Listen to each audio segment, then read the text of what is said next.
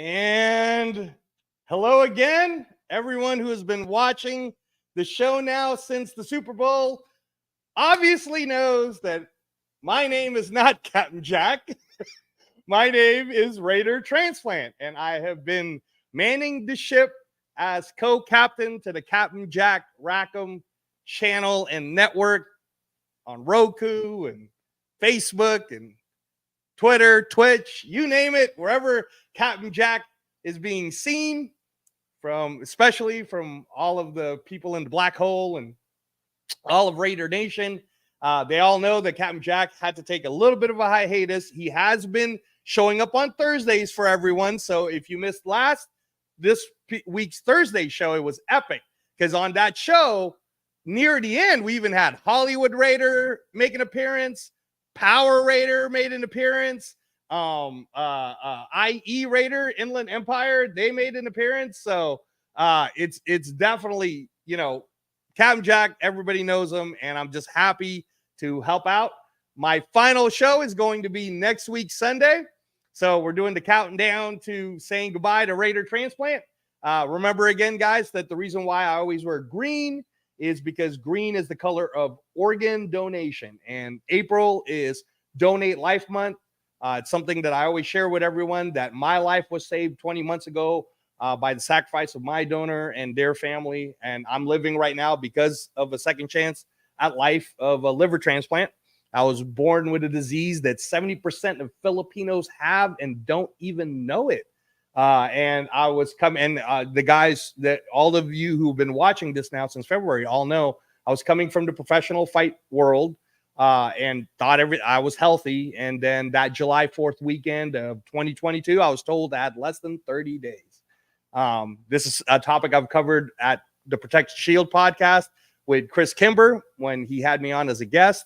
I've talked about it with Captain Jack. So we're not going to talk about that too much. But I just wanted to make sure you guys knew that the reason why you're seeing a lot of these special guests coming in, and the one tonight I'm so excited about, is we're getting that countdown down. Cam Jack will be around. He even told me that he might pop in today because he's interested to maybe see our guests. So you never know. But the guest for tonight, you will notice that the green hat I am wearing is a very different green hat, everyone. This green hat is not the bright green hat you normally see me, because this green hat is the Super Bowl 15 green hat. If you take a look right there, it has the XV, right? We beat the Eagles. You also see I am wearing the Super Bowl 11 homage shirt, January 9th, 1977. For all of you old school, no, we beat the Purple People Eaters, an amazing time. And the guest I'm bringing on started watching the Raiders and became a part of the Raider Nation around that late 70s period, moving into the 80s. And he loved football so much that this person became the best running back in the nation at a junior college at the time, 1994 San Diego Mason. Shout out to San Diego Mason over there in California. He was captain, best running back, to which where then he ended up getting a full ride scholarship to the Montana State Bobcats, and was in that great team. And being able to actually do it at that level, that's what I get pumped up about. When I get a chance to talk to people who played it at that level, now when I'm asking them a question about what's going on with the Raiders running back room, I actually am getting a chance to talk to a person who will give me the insight that I would need to have. So I'm very excited to bring him on. Gentleman's name, if you guys want to start looking it up while I am doing this intro, is Terence Crump. Mr. Crump is also known by Turf of the Turf and Raider Rundown show. That you can watch that on TheUltimateRaiderFan32. 32 is an easy number to remember because that was also his college number when he played at Montana State. But anyhow, I'm mostly excited about this show because for all of you who do know my background and know who I am, having a Raider Nation person that is so passionate about the sport as this gentleman is, who also is a 15-year Brazilian Jiu-Jitsu black belt, someone who's been studying the craft, someone who studied the craft of Muay Thai for 7 years. And this guy is a huge boxing aficionado too. I'm in heaven, and I will do my best to all the people listening tonight and all you folks who are rewatching this to keep this 2 hours to about football. It's gonna really be tough to do it, but I'm gonna do it because having a chance to actually have a guest who knows martial arts, who is a martial artist, who is a black belt, who does understand combat sports within that level is such a treat to me. So I'm so honored to have him. I'm gonna bring him on. Turf himself, Mr. Terence Crump, the ultimate Raider fan 32. Welcome to the show. What an outstanding entrance, man. I thank you so much, man. That you definitely made me blush back there. Oh, hey, you already know, Turf, that just like last week when I had Papa Rundown on, and I had our guy Joshua Johnson, for all of you who don't know who he is. When I was getting him to guess, he was so vague, Turf. He was so vague. And I was like, hey, your name's Joshua, right? And he wouldn't respond back. And I get it, right? I remember my first guesting with Protect the Shield podcast. Yeah. Shout out to our guy, the head of the Raider Syndicate over there, Chris Kimber, right? Yes, sir. Chris in the building. Yes, sir. Yes, sir. He had me on for 5.5 hours, and in that 5.5 hours, I got to be there with Captain Jack on the Protect the Shield podcast. I got to be there with Stuart Schwaggart, which everybody knows, third round pick, one of the last people that Al Davis actually chose on the draft. And it got pretty emotional because we were talking about life and death. We were talking about, whatever level of your life you reached, that's just a moment of your life. So you shouldn't be ashamed of it when you're not there anymore. And I'm so happy that you're on the show tonight because as a martial artist, I believe you understand this idea that just because you got a black belt when you were 22 doesn't mean you stop doing martial arts, because when you're 52, your body's completely different. And really something I always used to say to all of my students that I would train when they were a white belt is I would say, this is going to be a long journey. And if you could just show up, we're going to get there. When we get to the black belt, one of the first things I would tell them, Turf, is if it was you, I would say, Mr. Crump, you realize that now you're a black belt. All this really means is you're a white belt all over again. And it's just now you're going to have a 15-year perspective on what being a white belt is. But part of the reason why you are a white belt again is because it's been 15 years. So since it's been 15 years, you're a different person with a different body. Yeah. And we got to relearn all of it. So it's not easier. It's not easier when you're a black belt. It's harder when you're a black belt. You are 100% correct, sir. It's tougher and tougher and tougher. Even though you have the tricks of the trade and you can still breathe and you know what I mean, get your rest no matter who it is to an extent, right? Because let's be honest, ladies and gentlemen, yes, I've trained for 16 years and I do have my black belt after that. But there are levels to this. The levels are astronomically different. You will have a 17-year-old blue belt dominate and terrorize a 15-year-old black belt. Not me, meaning that I trained for 15 years and got my black. I'm talking about a guy that literally has had his black belt for 15 years and he'll get dominated by a child. It's the game, the level of play now compared to what it used to be in the past when I very first started. Oh my. And I'll say this too, for all of you guys who are watching, I have Terence Crump, best running back, 1994 of all junior college in the United States.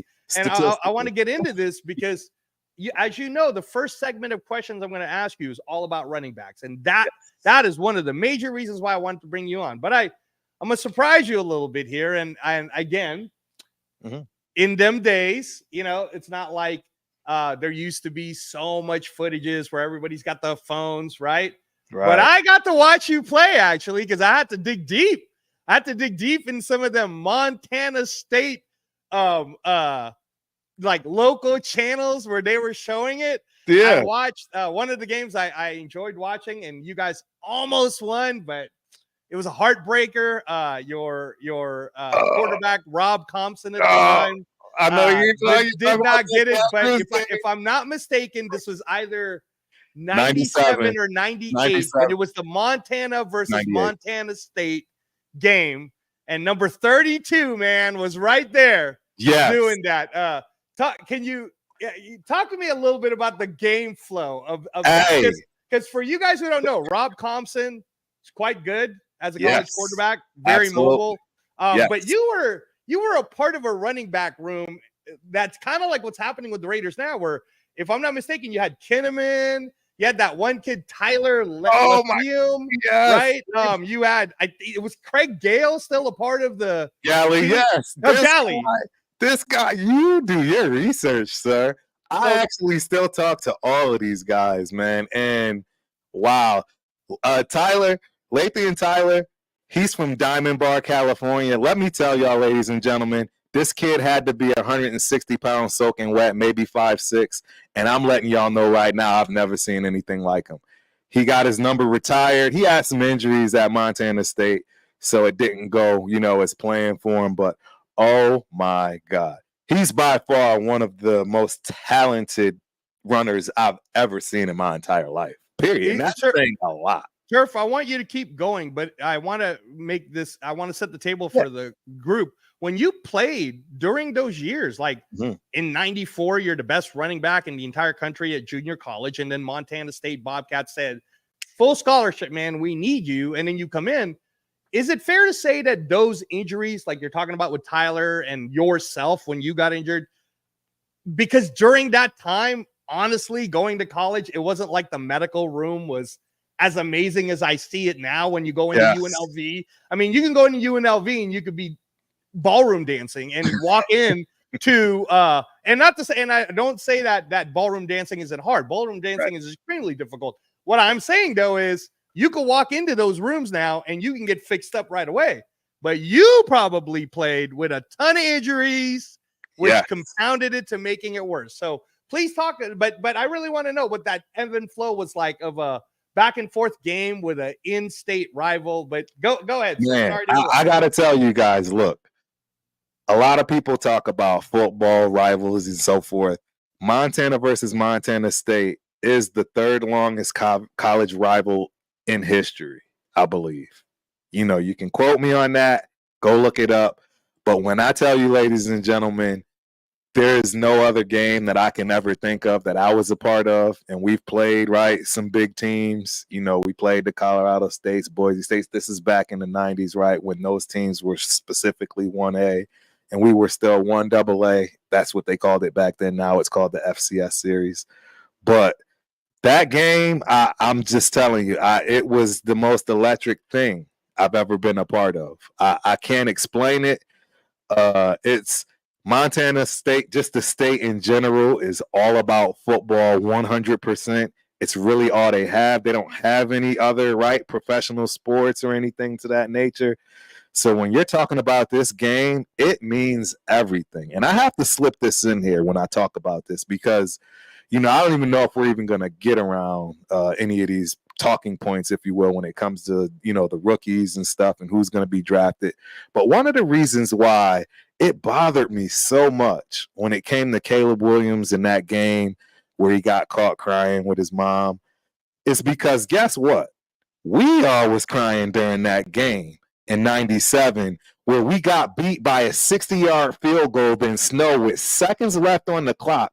I would have gotten a ring for the first time in my life. I would have been going to the playoffs for the first time in my life, and it came away that way. But guess what happened with that team? Every last one of us walked back into that locker room together. together, cried, did what we had to do. Then we came out of the locker room and did what we had to do. I just felt some kind of way when I saw that from Caleb, not being around his team, being around his teammates when they're going to need him most, right? You already know this is the last game for some guys forever, right? And it's so ironic I say that because guess what, ladies and gentlemen? That was my last game. And that's why I disappeared from the Raider Nation, if you will, from football in general for a decade, because it was a hard thing to process for me that my career was over. And I'm so glad you said that, Turf, because that is one of the things that if you guys got to watch Protect the Shield and you got to go back 2 months, it's a 5.5 hour long with me, Captain Jack, and Stuart Schwaggart. When I started telling Stu that the fact that he walked the path that he did should not discount. This happens to athletes when I was coaching them. I could see it happening where I get it, man. You lost the championship belt. I understand. But you also won the championship belt. And now let's take it to another level. You got to fight for the championship belt more than once. Now let's take it to another level after that. You got to be a pro fighter. Now let's take it to a level. And if you keep peeling those onions, Turf, what you accomplished at that age of your life, at that stage of your life, was a part of what makes you this great person that you are now. But it isn't all of you. Right. And this is what I was saying to the young man, your guy, the guy you're mentoring right now, Rundown, where I said, Sir, are you kidding me, man? Like, do you know, like, how for me, 20 months of liver transplant recovery, for doctors to look at me and say, yeah, you're not going back to that lifestyle anymore. Right. I can't, because they cut you in half, Turf. So I have no core muscles. I can't do jiu-jitsu. I can't be on the mat because if I get an infection, I get sick. I mean, transplant life is extremely difficult. And I've had the Raider Nation backing me from the time I was recovering there at Riverside, California with the Inland Empire there. And almost every person that was drawing my blood or a nurse or a doctor, they were all Raider fans, right? So to have that throughout my recovery, learning how to walk and everything. Wow. But you hit a level in college football, like you said, where you cried with your teammates. You bled with your teammates. It felt like football. And you are a warrior for that. That's why that Montana State game, like I said, man, you pegged me right. I do my research, baby. I was watching highlights, right? Now here's another watching, man, because I know they're going to be super impressed. Dude, I just saw Rob Conson. I talked to him. Hey, he was good. You know what? Since we're going to talk about quarterbacks in the second segment, I might bring his name back up. But yeah, sure. In your opinion, because I felt like he was good. He had the stuff to actually. What do you think? Was it an injury? Was it mental? What do you think happened in this later part? I'm going to guess it was probably the mental side of things. You're talking about a kid from Montana, right? He's probably thinking, I don't belong here, right? You know what I mean? I'm guessing because I've never had a chance to ask him that actually, because it just never came across my mind. Exactly. After college and, hitting the pros and seeing if you could get in and if that worked out or not. I didn't get a chance to hit him, because we just immediately went back to the good old times, man. I mean, exactly.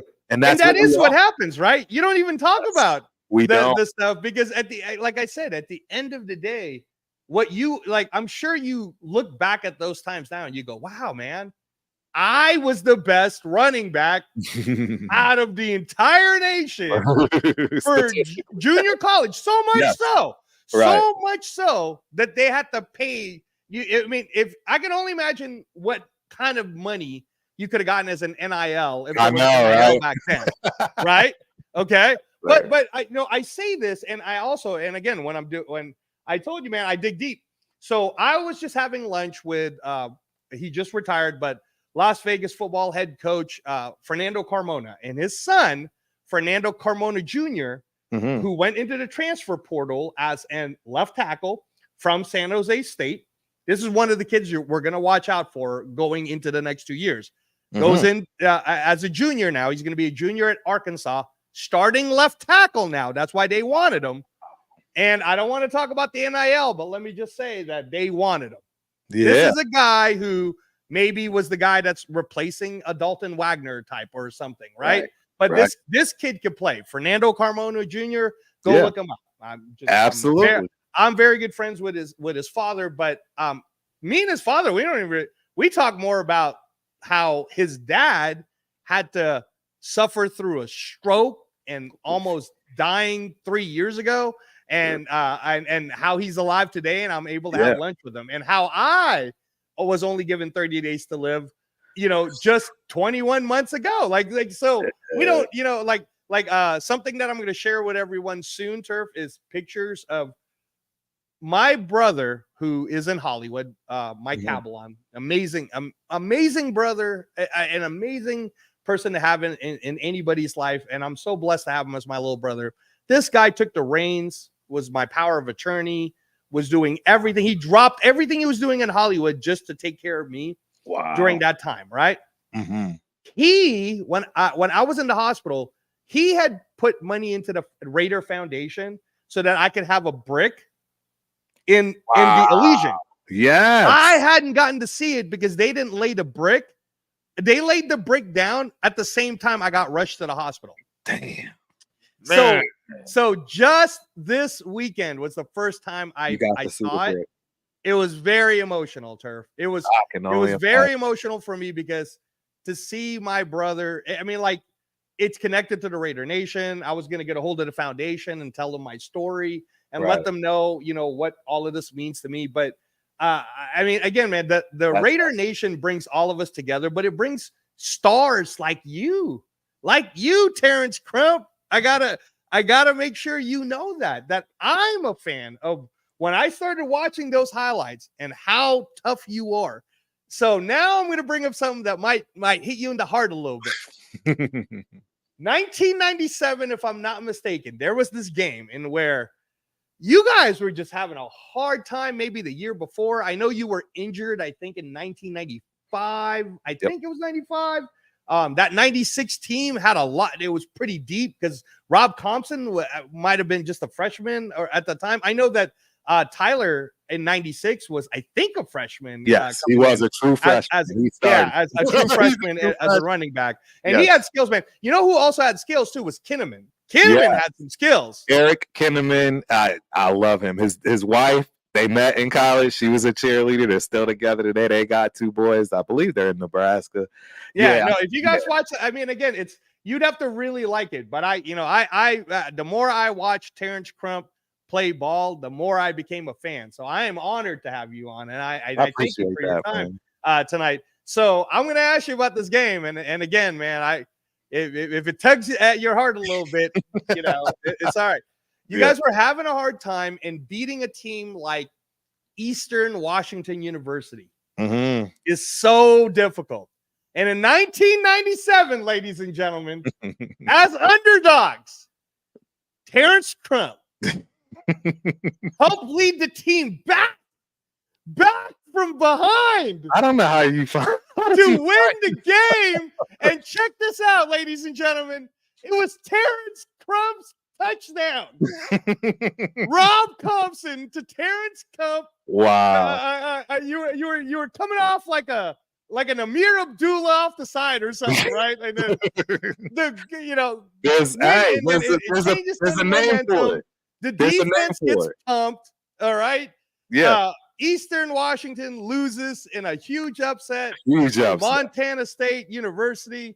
Yeah. Talk to me, Terence Crump. Hey, Talk to me about that tailback, that hero, that game, and how much love you and the entire team had after it. You're an amazing dude right now, man. You got me lit up. I would have never guessed you would have figured that out. I can't even find stuff like this when I look online. Why, I don't know, but you're absolutely right.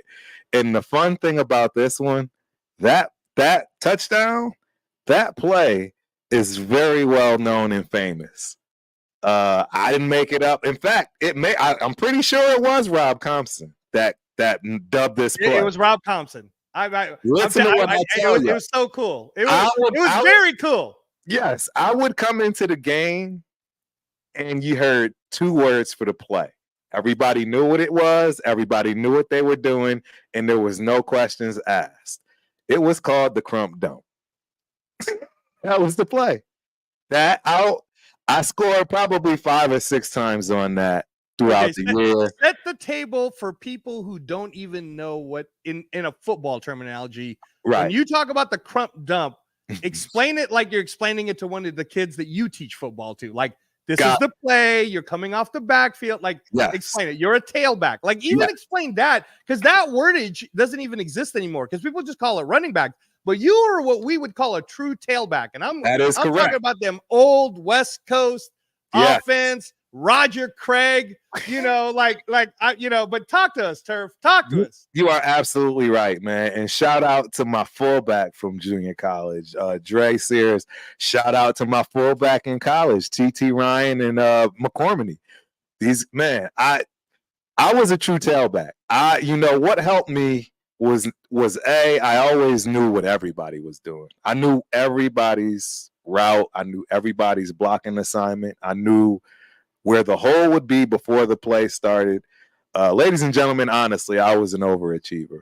You're talking 5'8", 200 pounds. I had no business doing the things I was doing. You're looking at Emmitt Smith, and clearly I had nothing clear to what Emmitt did with his exact side. We ran the exact. I was actually faster than Emmitt Smith, and may have even been a tad bit stronger. I actually had a goal. So there were levels at Montana State for every position, and the highest level was a gold shirt, and not many people got gold shirts for their position. Turf got a gold shirt for his position, but I can assure you it was just one of those things where when I make my mind up to it, I do it. So back to the play, I want to make sure I explain this. So in a true tailback fashion, I'm coming out of the eye on this. Sometimes it depends. It could be a near. So near is where the fullback is directly behind. If the formation is to the right, the tailback is to the right of the fullback. If it's far, it's the opposite. But this particular play, it was I formation. It's a fake to me, actually. And I actually go through the middle of the line, or I should say a B gap, probably B gap, and veer out for a 5-yard out. Kind of bend it, not a traditional 5-yard out where you make a hard cut and a square, if you will, more of a rounded, out into the flats, and that's why they called it the dump, because it's in the flat, it's on the side, right by the sideline, and it's a little dump. It's a little 3-5 yard pass. It depends, right? Sometimes we would turn that up, and you call that a wheel, right? So you're running to the outside, you turn and you fake. But now you cut it up as that defender bites. I've gotten a couple of those as well during that 97 season. But yes, that play was officially dubbed the Crump Dump. And I can't tell you how many times in the game I would just be running in, and that's all I would say, Crump Dump. Crump Dump on 3. And I love that story, because even when you said, like, some of these newer kids now, they'll understand because of Madden when we say, oh, well, he was running a wheel route, right? A Josh Jacobs coming off the back. But really, man, I think about the 80s, and I'm like, no, Terence Crump was like a Roger Craig for the Montana State Bobcat football. I mean, he did everything. And I even on that rivalry game, I saw you do a lot of things that were very intricate to help out your teammates, to help out like a Kinnaman, or help out a Tyler in that particular game. And these are things that, again, football, it's fluid and it's gotten stronger and whatnot. But some of the, you could really appreciate a person's work if you pay attention to what is happening and what they're doing. And like I told you, even though in the martial arts world, you've said a lot of very kind words, both, about me when it comes to the boxing and the martial arts world, but I'm a fan of football. I can't really say that I'm a fan of fight sports, because fight sports was my job. Life. Right. So, right. Yeah. It was a lifestyle.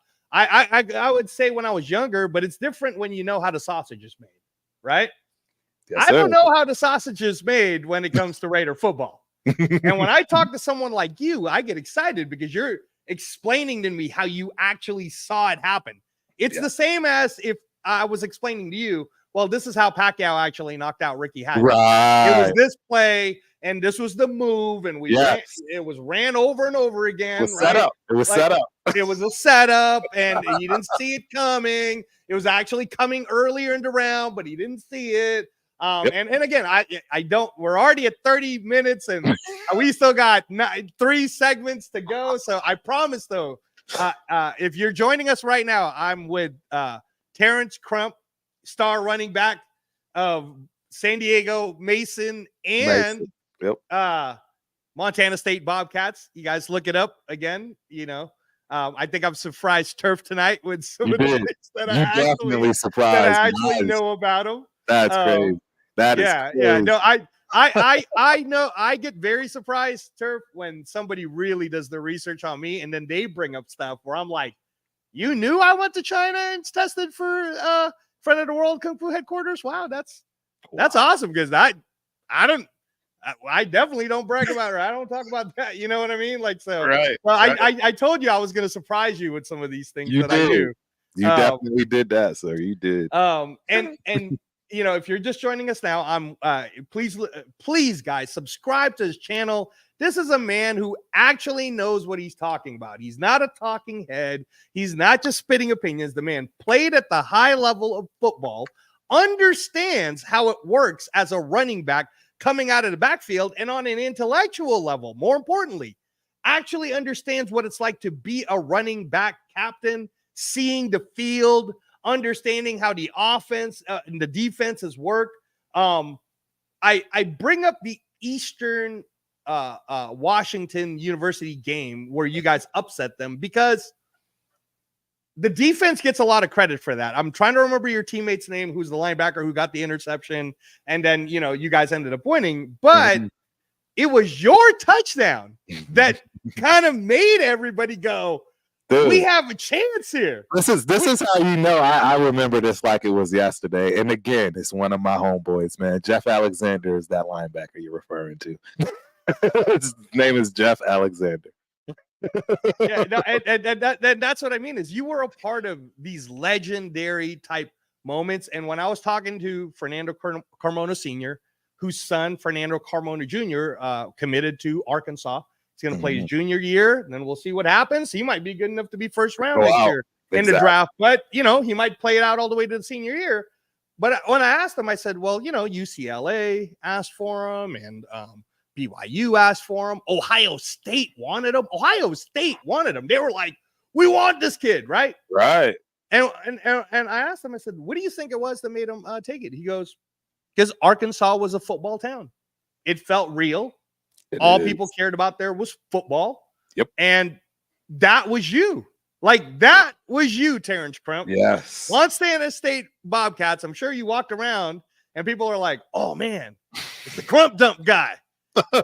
You know, like you know what I mean? Right? Yeah, I do. Yeah. And that level of accomplishment, also that level of notoriety, that level of fame, it's not things that you forget, and it's things that are translatable for you to be able to explain to people like us who did not play football, who did not get to the level that you got to, and understand, oh, okay, that's why he's saying maybe it's a better idea if we draft so-and-so instead of so-and-so, right? So, absolutely. So when I say this, I want our first segment, guys, if you're just joining us, I'm with TheUltimateRaiderFan32. Please subscribe to him on YouTube. I am telling you, you're missing out if you don't subscribe right now to TheUltimateRaiderFan32, because this is a man who will actually explain it to you so that you don't have to sound like you don't know what you're talking about. And when I'm wondering about, and again, as a fan, Mr. Crump, all right, I'm watching the Raiders and I'm watching the moves that they made, and we signed Alexander Mattison. And as a fan, although again, as a fan who kind of knows how to scout and break people down, because that is what I used to do as a profession, also in the both in the martial arts, MMA world, karate world, and in the boxing world. I was doing it for fun. It's like my hobby. I'm doing it for fun for football. And I'm like, Alexander Mattison, even though he was supposed to be the guy that could be taking over for Dalvin Cook, Right. didn't do so well. And in my opinion, it's because they were trying to force feed him into a zone scheme when really the guy runs gap and he runs power. Like, that's his style. Like that. I mean, I'm like, like if that would literally be like me trying to force a jiu-jitsu practitioner to go knock someone out, when I would be like, hey, throw these couple of strikes, Terence, and then what's going to happen is he's going to do this. He's going to offer you his head and then go do your thing. Right? Like, that's the way it's supposed to be when you're talking to a professional athlete or an amateur athlete on how they set something up. So Zamir White, who I was pleasantly surprised and very happy, especially with the Chiefs game, when we beat them over there in Kansas City in December. But even in that game, man, I was like, gap and power tends to work for this kid a lot better, Zamir White, right? And then I have watched the Britton Brown tapes from UCLA, and I'm like, this kid's good. Brown. Yeah, this kid is good, but he's a power gap guy too. So can you explain to us fans who are trying to understand this, why is it that it feels like our O-line, like a Dylan Parham, who's kind of smaller than 300 pounds, he's fit more for a zone scheme? Or Colton Miller could probably do both because he's our captain, he's a star. But Andre James, I mean, he was kind of getting eaten up. I don't know if he's such a power gap guy. And then now we don't even have a right side yet. I mean, what are we supposed to do? So explain to us what's happening with, is the Raiders and Getsy gonna do power gap and figure out the O-line, or are they gonna try to force these running backs to do zone? Right. When none of them are really good at zone. I don't know. You tell us. Yes. There's one big caveat to this that gets overlooked a lot, in my opinion. And I can't say I can explain it. I can explain it enough for people to understand, because you can look at it at any sport and anything in general. But there are just some people that don't do well as the guy, as the man, right? And again, it's very simple and easy to see this in coaching, right? That offensive defensive coordinator that everybody's interviewing for that, head coaching job. And then they go and get the head coaching job and they just stink up the place, right? And it's because, you know what? It's just not your thing. You're just better at the coordinator position as opposed to the head coach. This is no different for players in any sport.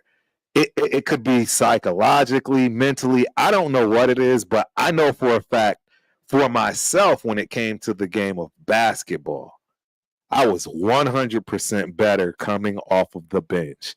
If you ever started me, I had the worst game ever. Probably fouled, had more fouls than you can imagine in the first. I can't explain it. But even if it's 2-3 minutes into the first quarter and you get me out there, I'm a star. Can't be stopped. I look at Addison the same exact way. And the thing is, if you are a gifted running back, any style is not gonna matter, right? Because you'll be able to adapt accordingly. And it's all about how you gel with your offensive linemen and understanding and knowing what those guys do best, what they don't do good at, right? And where you're going to be able to get away with certain things as a running back. Because honestly, you can see the hole before the play is snapped. And the only reason that'll change is because the defense changes mid-snap, right? Things to that nature where they've timed things and there's just not enough time to process it on the offensive side, and it causes those issues, and you see no rushing yards, whatever the case may be. But yeah, with Addison, he clearly is better off the bench, not being the man, and it really actually doesn't matter if it's zone or you know what I'm saying, just straight up smash mouth, off tackle, gap. He can do both. I won't say the same for Zeus because you're absolutely right. There are some guys that aren't built that way. See, again, Jacobs, he was a guy that could kind of do both. Yeah, he was a workhorse, you would say, right? Exactly. Like he was an every down back. Yeah, a true every down back versus the way you're explaining it. Because I understood the Amir Abdullah signing, again, as a fan, not as someone like you who played at that level. But as a fan, I was like, oh, okay, I get it. You guys are getting Abdullah because you want to do the Crump dump. basically, right? Like, or You and know one of the what? things I do like, and I don't know if you knew this, Turf. Yeah. Abdullah, the reason why he does some of them taekwondo high level kicks when he scores a touchdown is because he also does martial I arts. didn't know that. Hey That's man, you got to look at some of them touchdowns when he does a flip kick. yeah. All right. Yeah. A lot of these guys right now too are playing or are training with 100%. someone who was the son and a trainer at a world champion, like heavyweight world champion Joseph Parker. But like Nate Hobbs, I've seen is training boxing right now, and a lot of these other guys are starting to train. Jack Jones might be starting to train boxing, and even like a Max Crosby, he already sparred Sean Strickland, who was last year he was the light heavyweight champion of the world for the UFC, and you got Max. So again, these type of things can translate. So absolutely, I know that you know me in the martial arts boxing world, but as just a football fan, I'm asking you because you're the expert, right?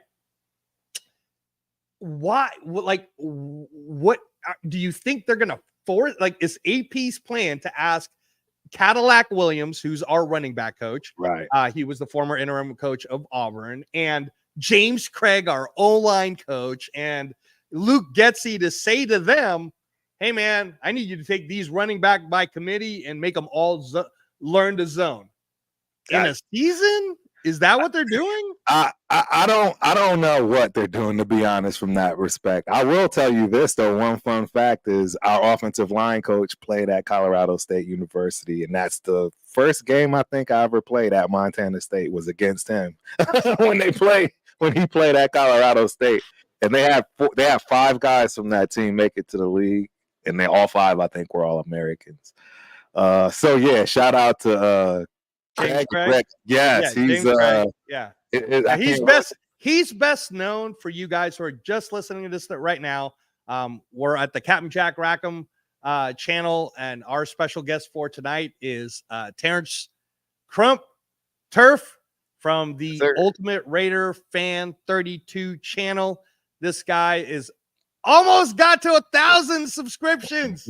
I need you people. I think I need like 8 more people to just press subscribe. Come on, y'all. This one Come time. on. PA Patriot, get some of those folks out there who hasn't subscribed yet. All right. Get them. I need Cool Kev to get people to subscribe.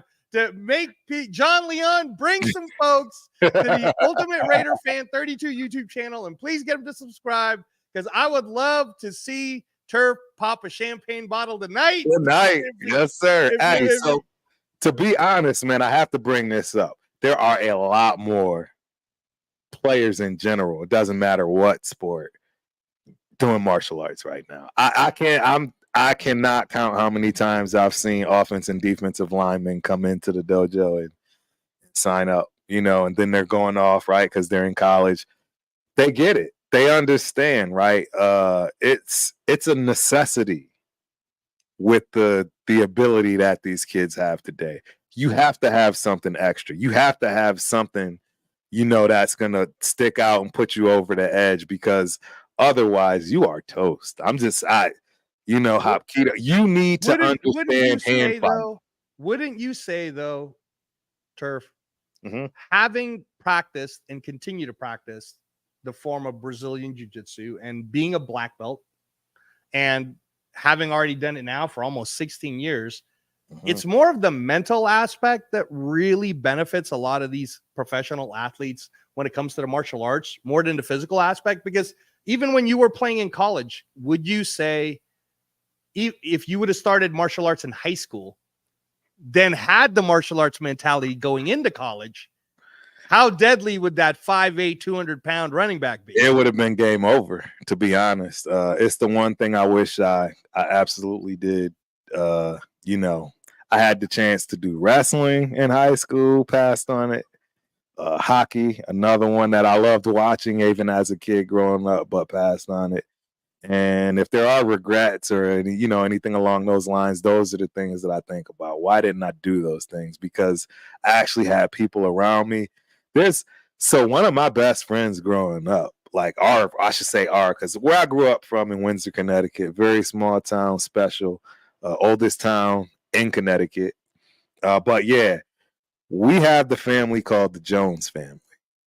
And this kid, Anwar Jones, his dad, Joe Jones, Joseph Jones, he made up his own style of jiu-jitsu. I knew none of this. I knew none of this growing up. I thought it was always just karate.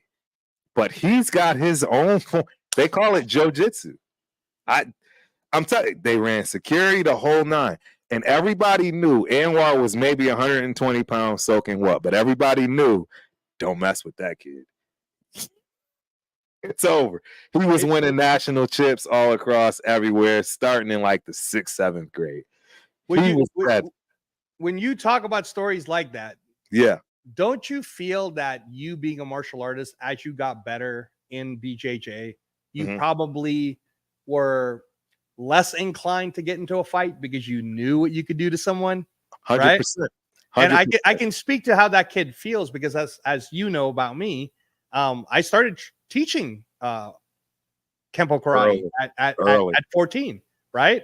I already started martial arts when I was in the Philippines, and when the People Revolution happened over there in 1985, that's when you heard Corey Aquino talk to the entire world about, hey, you know, Marcos is doing these terrible things, murdered my husband. My grandfather was one of the politicians that got assassinated, like shot in the head, right?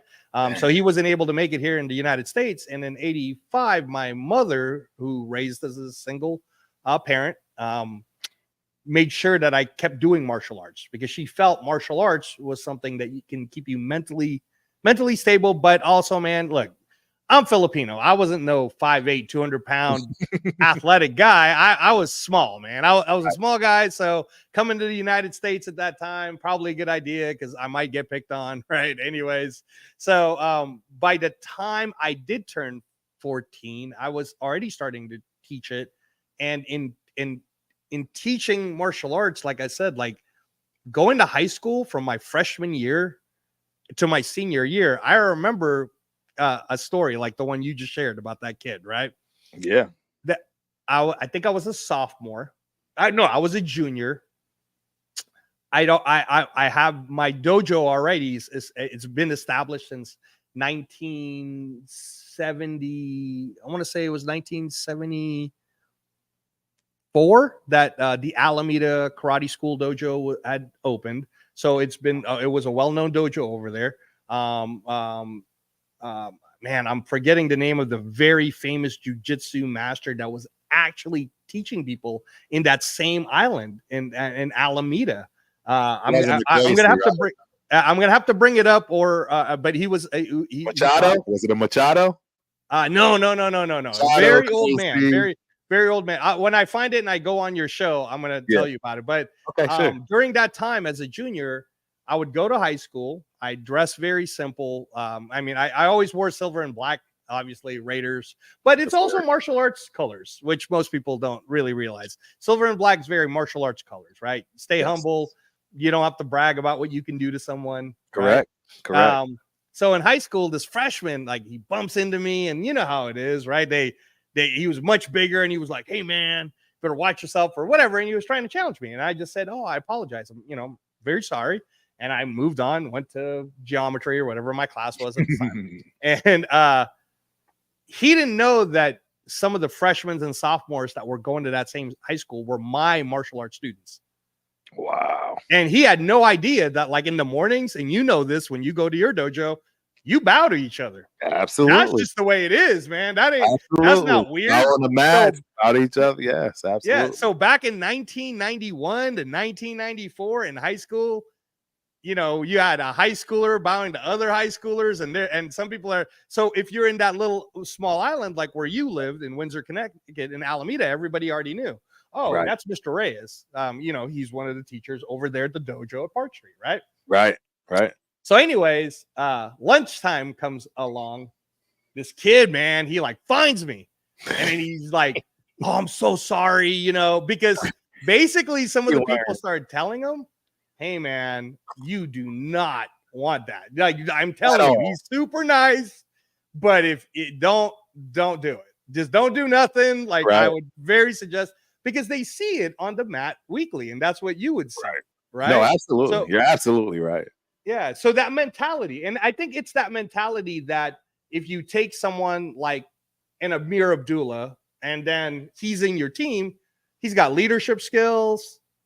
He's got kind of a zen, humble quality about him. So he's not going to care how much he's getting paid. He just wants to play and play hard for the team. And these are these pieces that you need, like how you were the captain, right? These are the pieces you need with the Raider organization. And a lot of times everybody looks at it, and you know this, Turf, because you have to deal with some of these youngsters that will argue with you about, you know, well, I want this guy and I want to trade 6 picks to go get Jane Daniels. When if you're a martial artist like us, we're like, patience, man, like patience. And by the way, Aiden O'Connell wasn't terrible either. So I want to switch to that, because I know you, I've listened to your shows and you have vehemently defended Aiden O'Connell. Like, that's your dude, right? And I agree with you. And I'm one of the people that literally, man, when I went on Protect the Shield on Chris Kimber's show, people were like, man, you're crazy. Of course, we need to trade up to go get Jaden Daniels. That's Antonio Pierce's guy. And I'd be like, this is just not fair, man. If this was in any other level, you know, you basically threw O'Connell into the fire, asked them to be the quarterback, which is the leader of the group. You asked them to be the quarterback in that shit show scenario, essentially. I'm sorry to curse, where is McDaniel starting him? Is he not? Oh no, let me go ahead and start you in San Diego or in LA against the Chargers. Oh, well, you threw an interception, but it was McDaniel's fault. You called a dumb play. Like, you give the ball to Josh Jacobs right there. You don't even throw the ball. But anyway, I don't want to use this time to complain about that. Right? Yes. Right. But then when he finally gets a coach to believe in him and say, doesn't matter what happens, you're our guy. Doesn't matter what happens. We're going to ride you out. That's what I wanted them to do in the San Diego game throughout. I wanted them to start from that game all the way and finish out, because no matter what would have happened, I at least would have known, are we drafting a quarterback or are we sticking with this kid? Right. Correct. So all I can do for you guys, because again, I am not a high level football player like Mr. Terence Crump was. What I am, though, is smart enough to do research, and research proves that Aiden O'Connell won 5 games and only lost 4. If we're being real, when AP asked him when AP handed him the reins, everybody always points to oh, well, did you see he wasn't mobile? He didn't do crap in the Vikings game. He couldn't even score a point. Yeah, but then mentally, 4 days later, the guy scored 4 touchdowns and threw for almost 400 yards. If you're talking to another college player like a Terence Crump, who is the best running back in the entire United States for junior college in 1994, and I asked him, hey, man, your quarterback's so mentally tough that it didn't even bother him that he scored 0 4 days earlier. And then 4 days later, he threw for almost 400 yards and scored 4 touchdowns. Like, you want that guy to be your quarterback? 100%. All I have to ask anybody is, have you ever had a bad day? Did you go to work and suck, mess something up? Everybody has bad days. This kid came in as a rookie with one of, if not the worst head coaches that will go down in football history. Josh McDaniels will go down as by far one of the worst head coaches in all of football. And we all know he suffocates his players. He forces them to do things his way, the highway, or you're out of the door. We all heard the talk, the chatter. Oh, it feels like we're walking on eggshells. It's not fun. That's what that is. This is what this kid is operating in. To then have that coach outed and halfway through the season, right? Halfway through the season, the coach is out. So now he's dealing with a complete defensive-minded team. Everybody and their mother knows Josh McDaniels was the head to the offense, period. It was his scheme, his system, his everything, and that's why it sucked. because everything had to be his way. He didn't want to mold anything. He didn't want to use what he had, tweak it. No, it's we're going to just suffer through the fact that we got to play through it until we get the pieces that we need. This is what Aiden O'Connell had to deal with. You can guarantee he was told you better not try to run, stay in the pocket. Right. All of these things are being taught and told to him and ingrained in his head for the first 8 games of the season. Now that guy's gone. Your quarterback coach becomes the offensive coordinator. I don't know if his play calling was any better. I don't think he helped him out all that much. And you know what I'm saying? You got people that just aren't up to par yet because you got other rookies. There's just a lot that went on with this kid in his rookie season, and he got better every single game. But the most important part of this, you tell me any other, I'm talking the Peyton Mannings, find me another rookie that didn't turn the ball over like him when it mattered and when it counted towards the end of the season, when they were making a run to try to make the playoffs. You won't find it because rookies make mistakes all the time. Aiden figured it out. He figured it out early. He had that first horrible game and figured it out. Like you said, AP told him, we sticking with you, boss. You our guy. You know, we're not going back and forth. No, you are our guy. We believe in you. And that man took that and ran with it, man. And I can assure you, this man is not giving up his spot easy this year.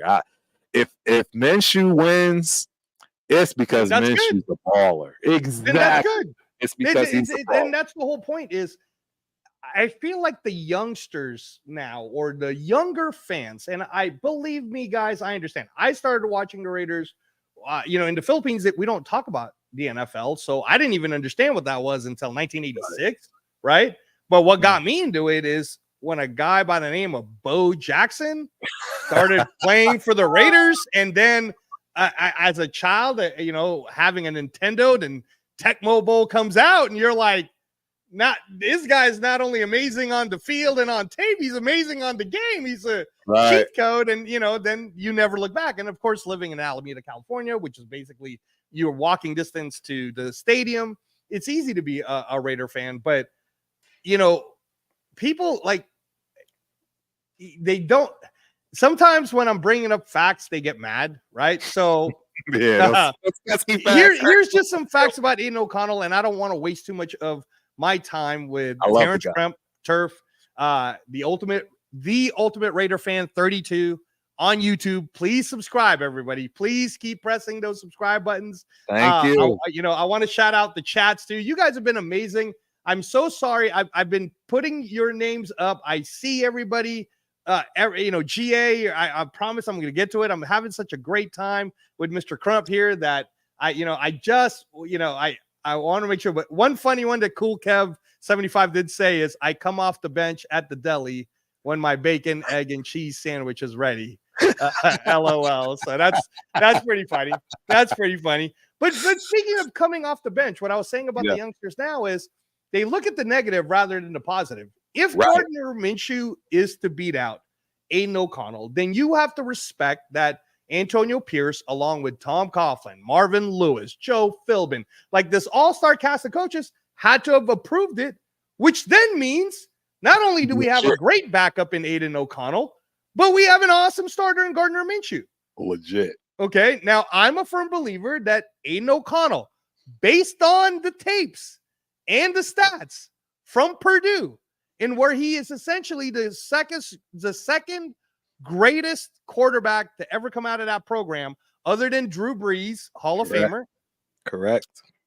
For all of you guys who keep hating on Aiden O'Connell, even the ones who sit there and go, well, he's just not mobile enough, then go watch the game against Michigan when Michigan State was 8-0, and watch how he surprised people coming out of the pocket. Go watch how he beat Ohio State.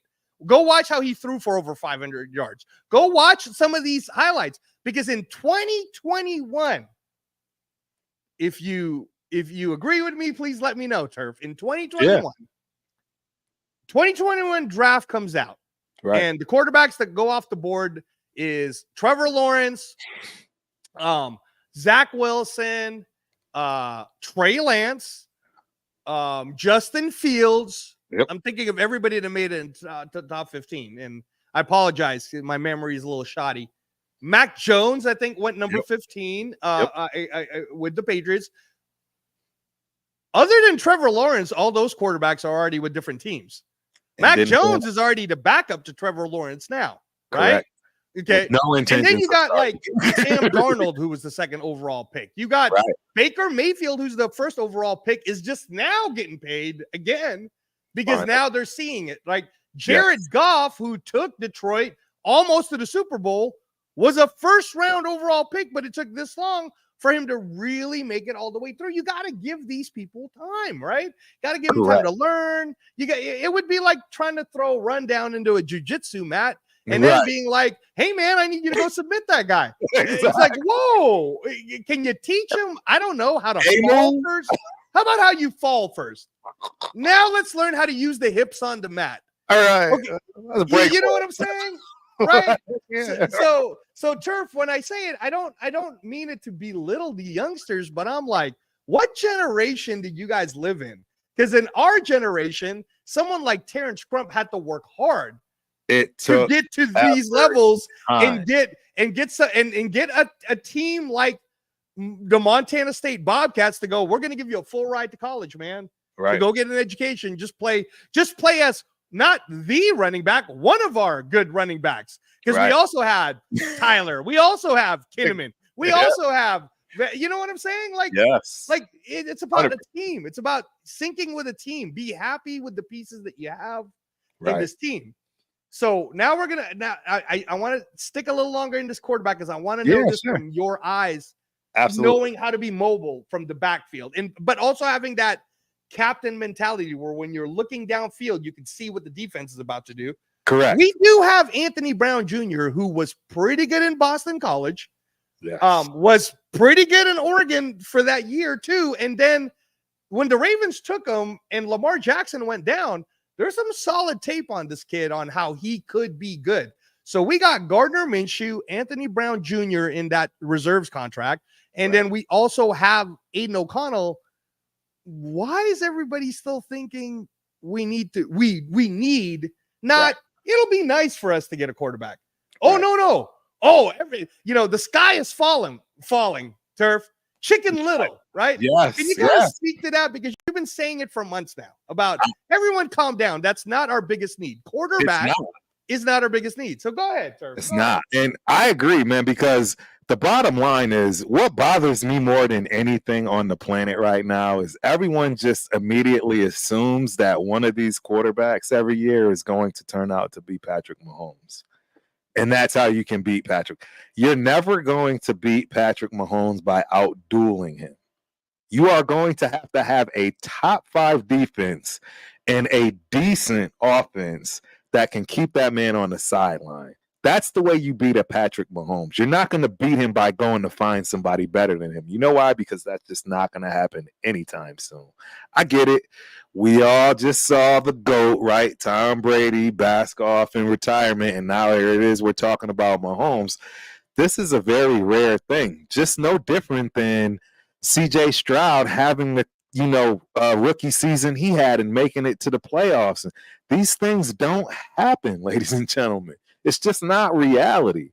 And when you're talking about a sport or anything that takes the amount of time and effort and ability to be disciplined, you're just not going to just jump that. And with the internet, with technology, and the instant gratification this day and age on how things work, I'm sorry to be the bearer of bad news, but when it comes to sport, the only thing technology is going to do is help you train smarter. But the whole effort and, putting in the work, and when one person's doing 10 reps, you better do 12, that is not going away. And there's no substitute for that. There's no pill for that.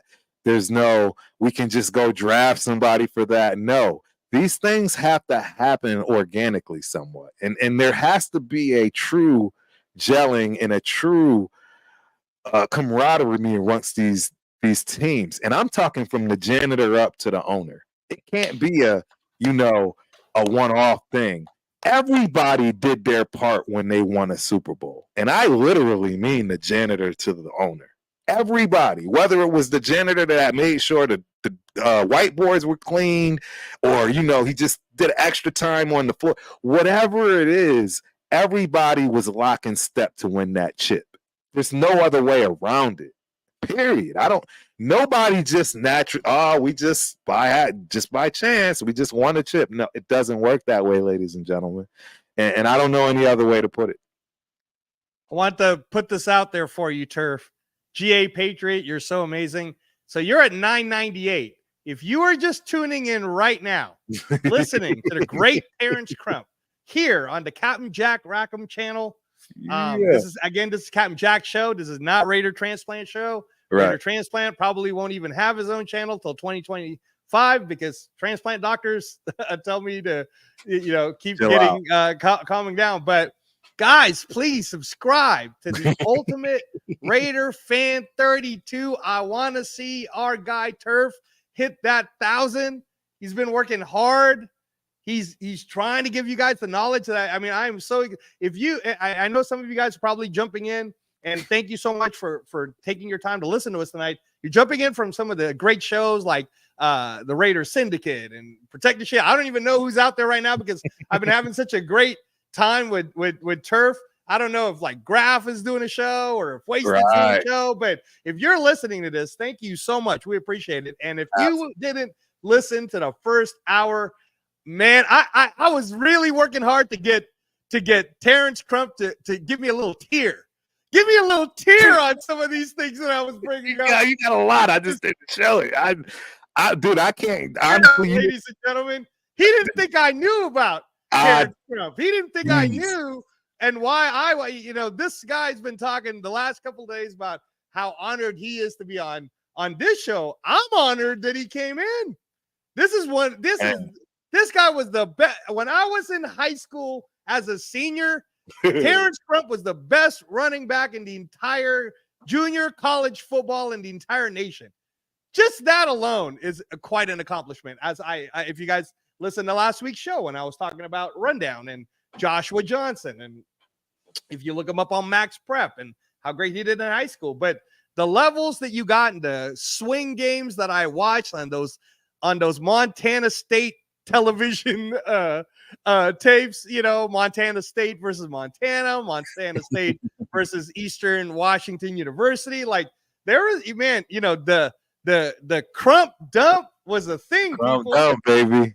The Crump dump, baby. So if you haven't listened to it, you're gonna have to rewatch it. It's worth watching. Please subscribe to the Ultimate Raider Fan 32. Please, I want to see him get to 1,000 before we finish the show. So I got about another hour with my guy Turf. And again, Turf, thank you so much. No, thank you, man. Thank you. So open. I knew I was gonna get you on some of these things too. You did. You have no idea. I'm not. I'm focused on you. Again, sorry, chat lives, y'all know y'all matter, man, but this guy to me is like a god. I don't think y'all understand. If you actually do martial arts, boxing, if you've ever even tried, you know exactly what I'm talking about. This man is a legend. All right, stop, man.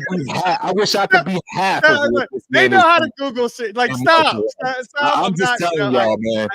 This is amazing to me. This is Man, I linked up all of my BJJ guys, Muay Thai guys. Hopefully they got it in time. I let everybody know about this. I know they'll be rewatching it because, we haven't even gotten into it yet, man. Because I promise you again, I want to know your football expertise so importantly because again, I think the reason I keep pushing everyone to please subscribe to the Ultimate Raider Fan 32 channel because this guy, Terence Crump, is not a talking head.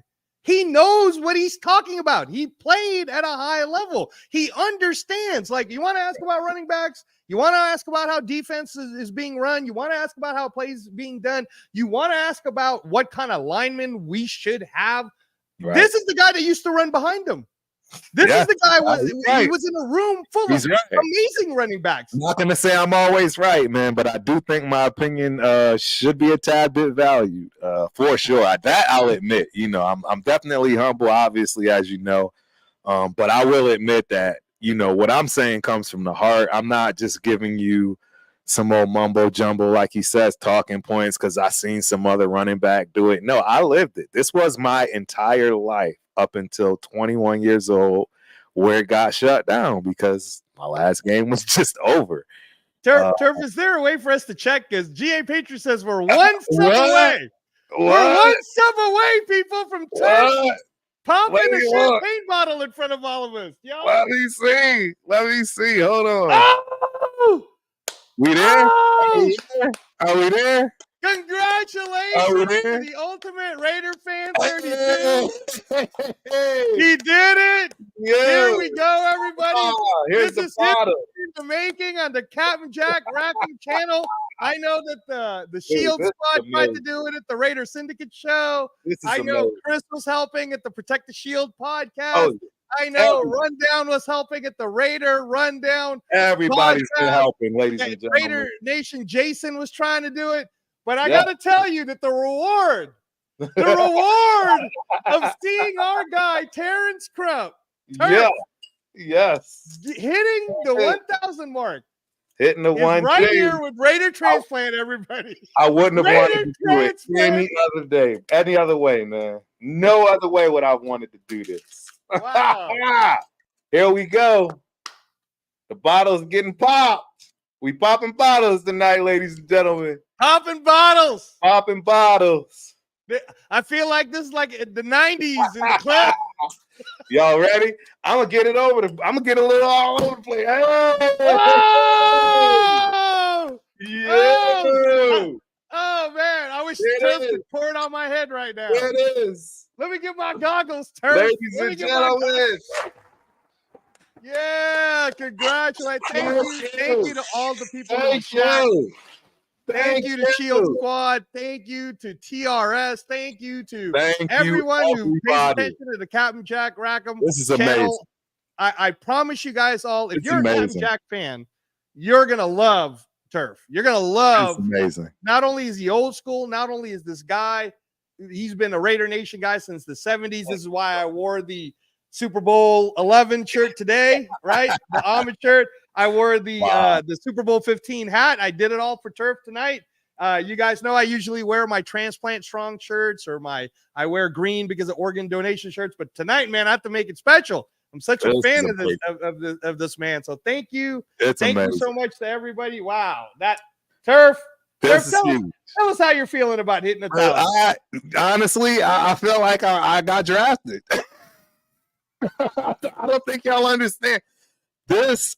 I don't even know how to explain. I really do feel amazing. This might sound strange. I don't know. This is crazy. It's a goal, right?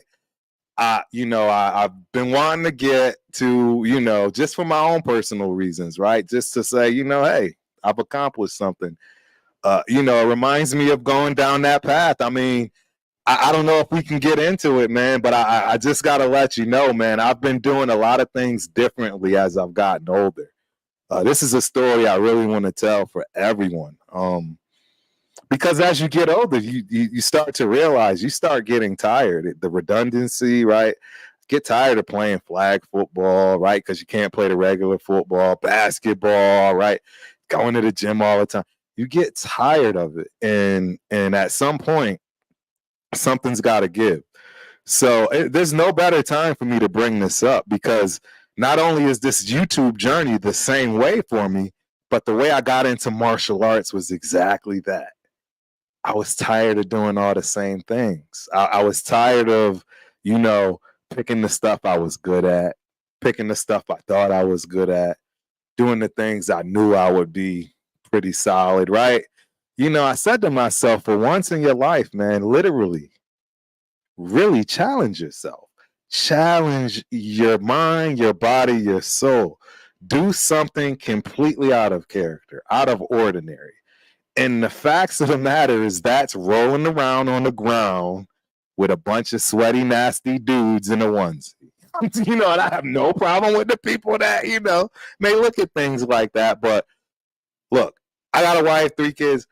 It was never my thing. I actually started jiu-jitsu because of Muay Thai. And obviously, you guys know Mr. Reyes here he could teach Muay Thai in his sleep. All right, stop, man. Stop. You're the star of this show. Look, you're the star. Okay. All right, guys. Please tell Mr. Crump here to stop. He's my guest. He's the star of this show. I'll go on the Ultimate Raider. Oh yeah, 32, yes, and we'll talk. We'll talk some martial arts if people want to listen to it. I know that thank you to all of you who are new. Leo, shout out to Cheeto Linus. Leo, thank you for the birthday gift. I really appreciate it. Kind words, kind messages, and man, you sent me that awesome AP shirt that I know you should have the credit for, and you made. I just want to warn you, brother. I just want to warn you something, right? I remember there was a group, really cool group of people doing kind of like what Leo was doing back in 2000 and I want to say 2009, I think is when they were doing it. And they came up with this Pacquiao shirt, right? But it wasn't Pacquiao's face. It was just an imagery of his hair. Okay. It was just an imagery of his hair and like how his face looked. So you knew it was Pacquiao, even though it wasn't. They didn't say Pacquiao. It was just a straight shirt.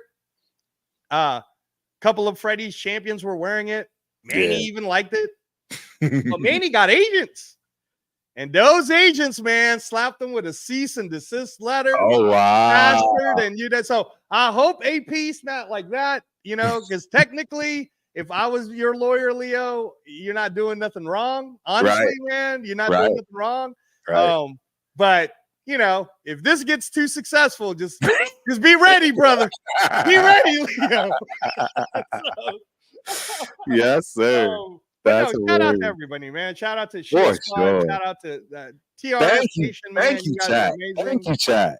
This is amazing. You really don't understand how much y'all made my week, man. It's been a rough patch for your boy. It honestly has. I'm not trying to go into it. I don't push my pride, right? You know what I mean? No, but of course not. Honestly, you're a martial artist. You internalize it, right? Exactly. And then you get the opportunity to take it out on the mat if you need to, right?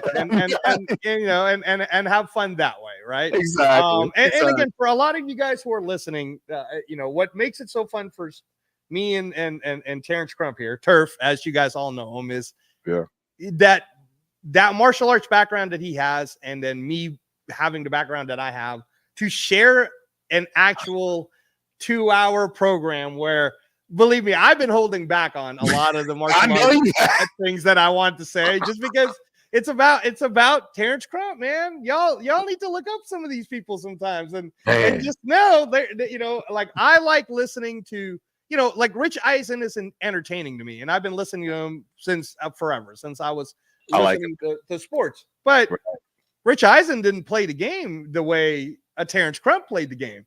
So when I want to ask about Aiden O'Connell, because Terence Crump did have a quarterback by the name of Rob Thompson, who, if maybe things were different, and I feel like the fact again that Aiden O'Connell's mentality is there, right, as a quarterback, that's why I'm rocking him. I'm rocking with him. I'm not trying to replace that guy. I think if you are a person who works hard at your craft or your art or your passion, just ask yourself how you would feel if you sacrifice what you need to sacrifice to try to help the team, and then they just kick you to the curb because there's a shiny new toy that hasn't even proven himself yet. When you, and again, all I can speak to are facts, Aiden O'Connell, greatest Purdue receiver, second only to Drew Brees.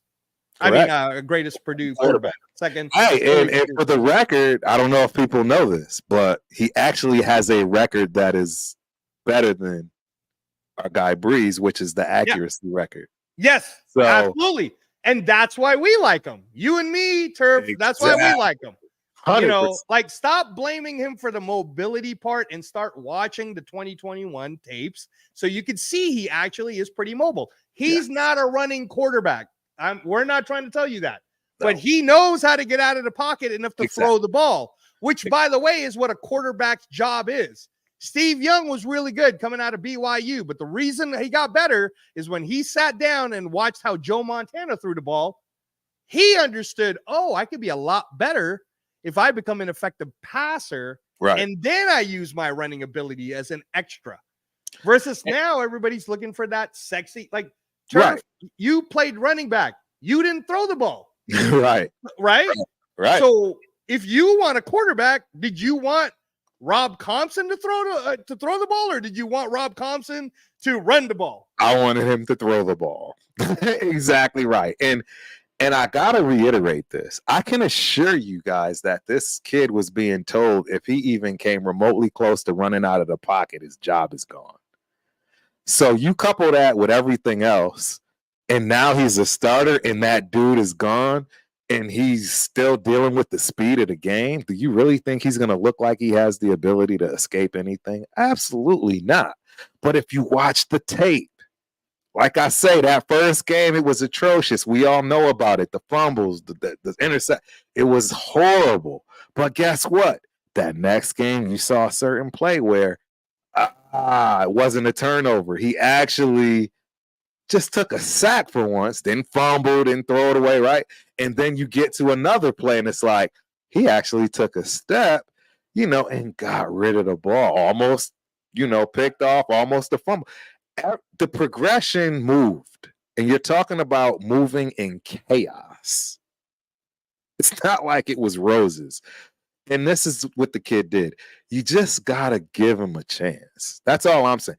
And if somebody beats him out, especially a Gardner Minshew, Turf, you are so inspiring today. And again, for all of you who are just now watching the Captain Jack Rackham channel here on his network, whether it's Roku or Twitch or Twitter, or Captain Jack's everywhere, and everybody in the Raider Nation loves him and knows him. Right? It's very rare. It's very rare for this man because he lives in Tampa, or he lives in Florida. I'm sorry, in the state of Florida, because it's so late for him to pop in on a Sunday night. Wow. But I think he just wanted to come in. Salute a new shipmate. Captain Jack, are you here? Captain Jack. Hey, gentlemen. Wow. I use that term with both of you. I mean, it's deserved. For both of my friends here. Thank you. And I just wanted to pop in quickly. I did put out my post that I've been talking about it, that I'm going to be going on a road trip in the early part of April. I put it out on all my Facebook pages and even on IG, but I did want to stop in. And not to ruin, oh my God, no, not to ruin the conversation tonight, because I was told in no uncertain terms that I wouldn't understand it because I'm not a boxing fan. I didn't say that, Cap. Everybody rewatch the show from Thursday, please. All you got to do is click in on the Thursday night show where Cap Jack had Power Raider on and Hollywood Raider on and IE Raider in. And Cap Jack's just messing with me, guys. Yeah, check the tape. It was implied. It wasn't blatant, but it was implied. But I tell you what, Ultimate Raider fan, shipmate, I am so happy that you had a chance to come in and hang out with the Raider Transplant and talking things, like I said, because this is a audience. It's all the folks that love sports and love all portions of sports and boxing. And the way, and trust me, I love the true science, and it is the true science. I think it's called the sweet science. Is it? It is. It is correct. It's why I love it. See, I'm not as stupid as people make me out to be. Okay. I wouldn't know anything about boxing, so just stay the fuck off with the Sunday show. I did want to say, truly. I wanted to thank you for popping in and giving your insights. I would be lying if I said I've been monitoring, because I have not been. I just put the post out, but I said, my God, it's already almost 10:30, and I want to say hi to my shipmates. And you guys are the two most important shipmates, because you're running the show, and people are here to hear and see you in all your glory. And now, Greta, you notice I don't have the cam on, because trust me, guys, you don't want to look at me. I don't have a shirt on. I got I got my man boob showing. You guys don't want to see Jack, that. Stop I'm teasing serious. the I'm ladies. just saying. Stop No. If I was put together rather well, I would say, yo, check this out. But no, I'm flabby and I'm looking like you know the orangutan that was in the Every Which Way But Loose movie with the man. I kind of look like that without the red hair. That's Okay. funny. That's funny. So, hey, Cam Jack, before you leave, a couple of things. I don't know. Again, if you get to listen to this, it's such an amazing thing. I almost got Turf to tear up a little bit. I almost got. Oh, and I almost ruined it. got him. I ruined it. Oh man, yeah. Turf. No, you didn't. Because Cam Jack was with me when we had a very emotional show where there was not a dry eye in the room with me, Stu, Chris. He's a big softy too. That big teddy bear. Yes. Protect the Shield podcast. He's a loving guy, man. And Cam Jack, but Cam Jack, tonight we celebrated on your channel, sir, on the Cam Jack Rackham Show. We did it here on the ship. Turf at the Ultimate Raider, at the Ultimate Raider Fan32 hit 1,000 subscribers. Outstanding. Well, Mazel Tov. Thank you. Mazel Tov is a nice Jewish way of saying congratulations. Absolutely. Thank you so much. Mazel. And you know, in this world nowadays, like I said, I am of all religions. You know, I am Judeo-Christian. And I love my Islamic brothers. I love my Hindu brothers. I love my Shinto brothers. I love everybody. And I don't really care what your religion is, what your sex is, what your orientation is, what your color is. As long as people can love each other and respect each other above all, that's what is most important. So again, to you, sir, congratulations on the grand, baby. Hey, that means that you can get monetized, baby. 1,000 monetized. Yes, sir. There you go. And anytime that you have anything that I can do, because I just put out that I will be having my shows on the road, which will be an adventure because I'll have to plan my trips as to shit. Where the hell is the Wi-Fi at certain times as I cross the country? But I'm gonna try to make it happen. And if I don't make it happen, then I'm either going to run a rerun or I'm going to say, yo, Angelo or Bishop, what y'all doing tonight? You know, and they'll say, screw you, man, I got plans. But the thing is I want y'all to know that thank you for being here and sharing your time. I know that I'm long-winded, not as long-winded as Angelo is, but I'm long-winded. And I just want to say thank you, sir, for your time. Congratulations on your success. We're going to get Angelo his channel when he's ready. When he's ready for it, he's not quite ready yet. Right. But when he's ready for doctors, I'm going to need to show you a transplant doctor note. well, yeah, there you go. Yeah, and Ultimate, I don't know if you're in on this joke, but I've already got my nickname for Angelo. I'm Tracy, and that's Bart. That's Bart because Tracy Ullman spawned The Simpsons.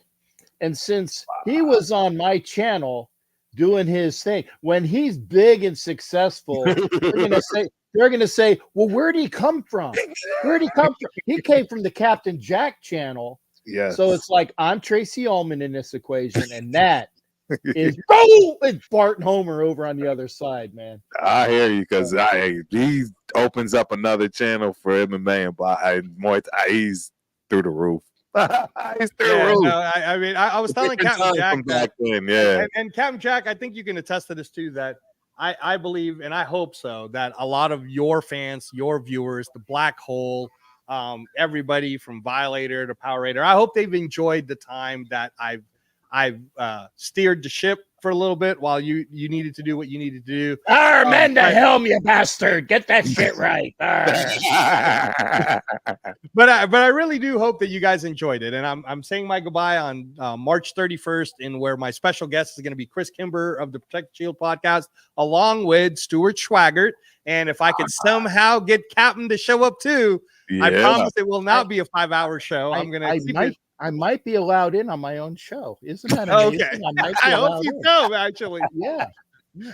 But like you know, I was saying that prior to my transplant, when I was in the professional fight sports world, I had a television show that did boxing and MMA, and it was a very fun thing, like you were saying, Captain Jack. But what you guys do, what you do, Captain Jack, what Turf does at the Ultimate Raider Fan 32, what all of these, someone like Chris Kimber, Protect the Shield, or even the Raider Syndicate and the Raider Rundowns coming up, Papa Rundowns coming. All of this, it takes time. It's like it takes a lot of time. It takes a lot of energy. It's not just, Captain Jack just doesn't show up in the channel and start talking. That's not that's not how it is. Like Captain Jack actually puts a lot of effort in planning the show, and he has his certain audience that watches it.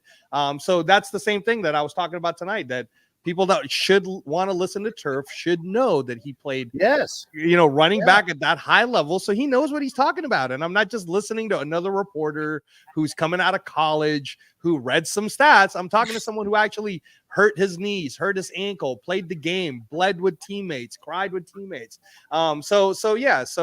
Cap, when I'm honored, sir, that when the black hole is ready to receive me and a Raider transplant show can happen, it most likely, Cap, to be honest with you, probably will not be all Raider content. I think I'm going to probably talk a lot of Raider content, but a lot of what transplant life is like.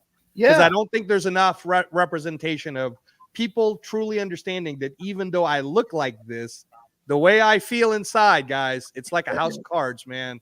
Anything can go wrong at any given time, which is why I always count my blessings. And I think having great people and great friends like yourself, Cam Jack, Jay, Levy, for any of you who don't know who he is. I don't know who that bastard is. But to have an amazing person like Turf come on our show, come on your show for 2 hours of his time. And this guy's been doing shows since this morning. He guested on like a couple of shows already, and for him to do that is thank you. Thank you. This is what I was excited for. Don't get me wrong, Jason, my guy Jason is dope. He's another very cerebral guy, man, and I love the way he puts on the shows. But I gotta be honest, and he knows right. You're a legend, man. You're a legend to me. You kidding me, Reyes? Man, please. Well, I tell you, Chipmate, you could come on. You could come on anytime I have an open invitation, and that's why people said, well, why don't you invite me on? And I said, dude, I have an open invitation for everybody, and I think maybe they like want the personal, and I really honestly, it's not that I don't want to. It's just I just don't have the time to say. Well, sometimes I say, well, I will have this person on this day. I will, and it's rare, but I will do that. But it's like I have a standing invitation for anybody to come on at any time and just speak what they want to speak about. That's why I said it's your 5 minutes. Well, obviously, if you're co-hosting, you better bring me more than 5 minutes, damn it. But if you're coming into the show, it's your dime, man. It's your 5 minutes, maybe 10 if you're going to be doing something great. And I want it to be everybody. And yes, this is a Raider-centric show, right, but it's not Raider-only show. And it's sports, it's life, it's movie. The only thing I don't like to talk about is politics and religion. Boom! Because that's how you fuck up a Thanksgiving dinner, right there. Right, exactly right. Exactly right. You bring politics and religion in there, you're gone. Now you could talk about the fights at Thanksgiving. Remember that fight 5 years ago when that bitch threw that shit at me? Man, that was bad. And then you go from there, and it's wonderful because you can talk about really cool shit. But just politics, religion, you're going to lose half your audience one way or the other. And Captain Jack, speaking of next guest, you saw the email already, so we should be hopefully having. Cool. On Thursday night, 6 p.m. Pacific time, 9 p.m. Eastern time, March 28th, Thursday night. Special guest is Power Raider, Hollywood Raider, Inland Empire, IE Raider. There you go. Captain Jack. So Angelo won't be, if we can do that, guys, all Angelo's going to be doing is manning the comm. You're full of shit. Yeah, we're gonna do that. You're full of shit. We tried to do that when Chris had us on, and he had Chris and Angelo, and then Stuart Schwaggart and me, right? And I barely got any talking time in, and Chris was like, well, shit, why am I here other than just to be on camera? This was fun. And people are like saying, like, well, Cap, you talk a lot. I said, dude, I couldn't get a word in edgewise because between Angelo and Stuart, it was on for 5.5 fucking hours. Okay.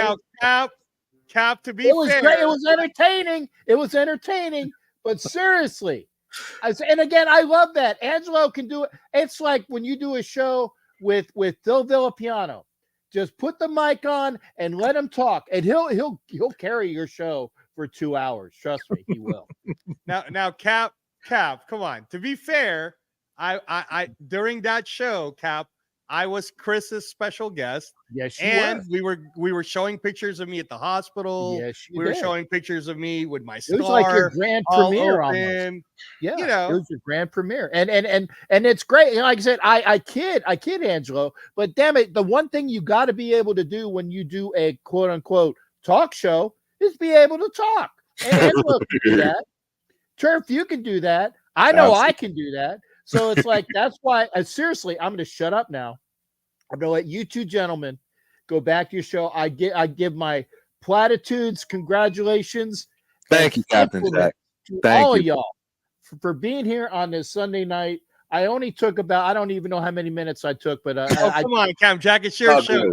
Exactly, man. I am very, very appreciative. And Cam Jack, Turf is going to be back on with you sometime, I'm sure, in April or May, whenever you want him on. Yeah. But Captain, thank you so much, and please travel safe. And if you, I know you're doing that cross country thing, so if you make it to Texas, hit up Texas. Yes, hit me up. Hit up Terence Crump. Austin, hit up Turf.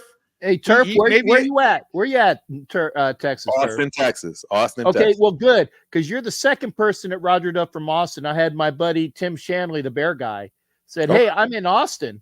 And I'm like, okay. And if you look at the map, when you get down to IG and Facebook, I have a map where I have stars on it where people have already said, hey, come by and see me. So I put stars on those locations. There's a couple of question marks because I'm still waiting to hear from a couple different people. Mm-hmm. But yeah, Texas is well represented with Houston, Austin, Dallas. I know that I saw JD was on here earlier. San Antonio. JD. Or I'm sorry, it's JD. Why the hell do you say DJ? You screwed me up here. And he was telling me to come on by. It's going to be Dallas, Houston, Austin, and nobody from San Antonio yet. But I'm going to try to adhere to somewhat of a schedule. So it's if I don't see you, it's not because I don't love you. It's because I got to drive all the way to California. Yeah. And I got to drive all the way back. That's a lot.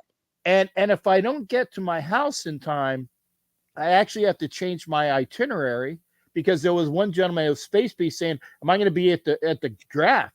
And the answer is yes, but I don't know where I'm flying out from because I don't know how long this trip is going to last. I mean, if you see me on the road and I say, hey, throw a couple bucks this old Pirate's Way so I can get back home and, eat at the greasy spoon on the way back. Because remember, my truck is a diesel, by the way. Now we'll see how much diesel costs across the United States. But I can't wait to do it. It's my last hurrah of going out and seeing people. Turf, make sure Angelo gives you my contact information. Captain Jack, I do that for everyone. Absolutely. Appreciate it. And also, Captain Jack, I don't know if you know, Chris is supposed to go to the draft also. I'm going as well. You're going, Turf? Yeah. Hey, Captain Jack, Turf's going to the draft. There you go. There you go, man. I promise you, we will have pictures, and Raider Nation is going to see all of it. Pictures, videos. Well, good. If you don't see me, you do a couple things. Look with the obituaries. Put out an APB or say, which of you bitches kidnapped Captain Jack? Because that's the only reason why he wouldn't be here. And I say bitches in a nice way because I know that if I'm not there, it's because I got hold up with somebody who is worthwhile to hold up. There it is. Yes, sir. No pun intended on the hold up with, but you know what I'm saying. Anyway, to get us back to a PG rating, Again, gentlemen, y'all take care. I told you I was going to shut up, and you keep making me talk. Guys, take care of yourselves. Have a great rest of your show. We'll be back here Wednesday for Wild Wild West, where I make my debut again, or re-debut. And trust me, I'm going to go into it. I haven't talked for 2 months about that despicable Super Bowl crap. I'm gonna get 2 months worth of crap off my chest. And Robert, if you're listening, boy, I've been waiting for you for that bullshit Charger talk that you had on the last time talking with Ant. What the hell are you talking about, man? It's like the kid, like the little kid, like Coleman.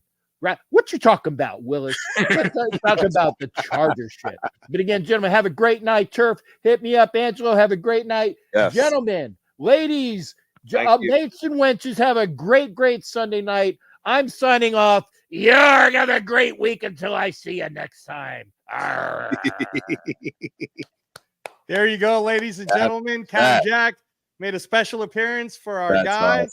Turf. That's amazing. Thank you so much again. And Turf, I told you this is how the show was going to go. When you kept going, oh man, we might. I told you I format the shows. If you guys want to look back, everybody that I guessed, I have a segment, I have a format. I want to ask them these questions. So I promise you, Turf, I will go on your show so we can talk about any questions you want to ask. Yeah, that's fine. But final segment, and I got we got left on the Roku channel here about another 15 minutes. I wanted to ask you about this draft, that number 13 pick.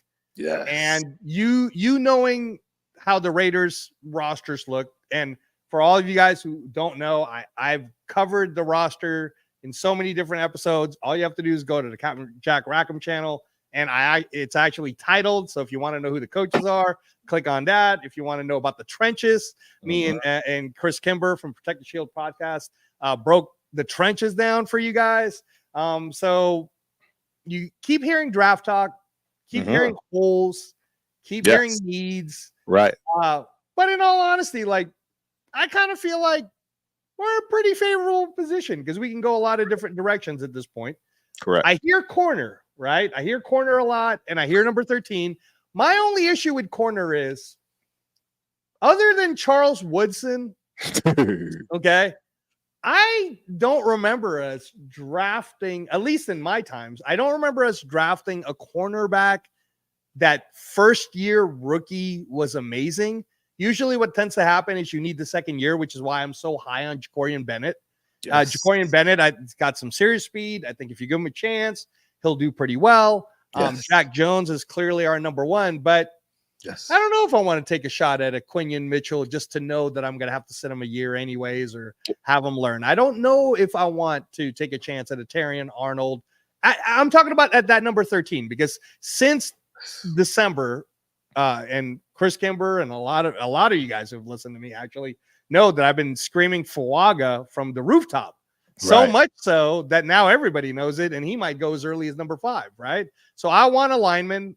We talked about linemen today. I feel like if we're going to end up running power gap or whatever it is that we end up running, we're going to need someone like Fuaga to man that right side. But if it was you, Turf, and at number 13, who would you want to get at this point?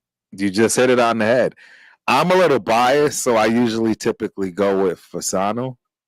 And the only reason I honestly go with him is a lot of people don't know this. I actually wanted to go to Penn State out of high school. And they actually heavily encouraged me to walk on after going to camp 2 years. But obviously, it just didn't make sense. Way too expensive from that respect. But I want him or the guy you just said from Oregon State. Why? And this is from real hardcore facts and living it. There's a guy named Jim Maholichek. He's the offensive line coach for now Michigan State. Guess where he came from? Oregon State. Guess where he came from where I know him? Montana State. He was my offensive line coach, literally the best offensive line coach I've ever had. Sorry for the other guys. I appreciate y'all. And in fact, during this trip for TRS and myself to head to the the draft, I'm going to see my old coach at Michigan State and watch them practice in the spring, for sure. And I can 100% assure you, any offensive lineman that he's been around that comes out and goes to the league and is highly favored, you 100% can bet your bottom dollar he is as sound as it gets. Jim Michalczek is so outstanding. He's one of the best coaches I've ever had. So I keep in touch with him. I've kept in touch with him. There are a lot of guys that I have running around college and the NFL, if you will. And yeah, we actually just lost one of our guys. And he actually was a coach at UNLV, Al Simmons. I don't know if that name rings a bell. Wow. He passed away. Al Simmons passed away, man, and it broke us as far as my crew from Montana State. He was a Montana State secondary coach. Wow. And he was one of those guys, that, you know what I mean? I have stories from my guys where, see, a lot of people think that this doesn't go back and forth in college, but as a player, you give as much as you take. So when that coach is riding your ass, please believe that as a player, there are points in time when you're riding their ass. And Coach Al Simmons got a lot of ass riding because there were just some unfortunate things, right? Nepotism. It's just right. It's the part of football, period, when it comes to particular levels. And you got coaches and their sons that, get things.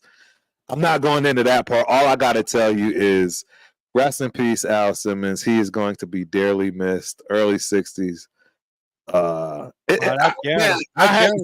It is. And you got, man, it is such a small fraternity. So how I even knew him before Montana State, my high school coach played ball with him, and they both graduated from Hayward State. Yes, my high school coach, my last year of high school, came from San Diego, and that's how I got to San Diego Mesa, because he was like, don't go to any of the schools that I could go to after high school because I wanted to get out of the Northeast. And he said, go to Mesa. My coach is still there. I went there, got the love, got to Montana State. After my second year of Montana State, here comes Coach Simmons. And he's like, yep, that's my guy. It's such a small knit community still.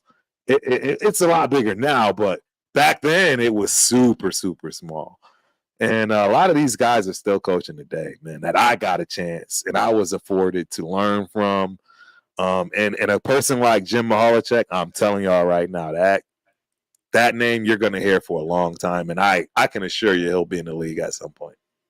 Wow. Wow. Well, for all you guys who are just tuning in right now, whether it's the Roku channel or any of the other Captain Jack Rackham channel networks, I have on with me the Ultimate Raider Fan32, Turf. To all of you people in the Raider Nation, you know him as Turf. I know him as Mr. Terence Crump, best running back in junior college, and I guess JUCO is what we used to call it. That's what we call it, JUCO.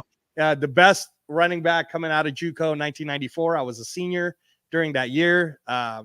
Again, if you didn't catch the first hour, you really should. We talk a lot.